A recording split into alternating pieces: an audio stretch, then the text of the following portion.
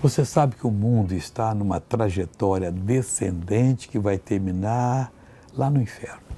É triste. São milhões de pessoas, algumas boas cabeças, algumas dedicadas a fazer caridade para com os mais necessitados, menos providos de recursos, pessoas que às vezes negam a si mesmo o prazer de viver numa boa cidade para viver num lugar perigosíssimo, num país onde não tem lei, onde as coisas funcionam na base do tranco e barrancos.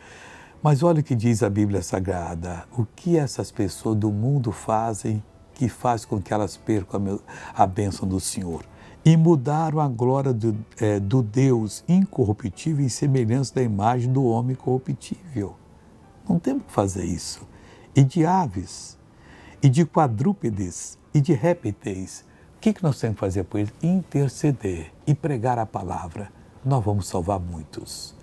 Veja essa pessoa salva que conta a bênção e eu já volto. Eu vivia há alguns meses com a dor aqui embaixo das costelas, tomando remédio e não melhorava. Agora tá bem. Agora, graças a Deus. Que coisa bonita! Nunca mais, irmã! Agora eu quero orar com você. Pai, é no nome de Jesus. Eu não aceito mal algum que está, ó Deus, nessa vida. E eu repreendo esse mal agora, eu não permito, essa palavra é certa. E eu digo a você, espírito que está por trás dessa normalidade que está nessa pessoa, saia, vá embora, em nome de Jesus. Levanta a sua mão e diga, obrigado, Deus. A bênção está com você.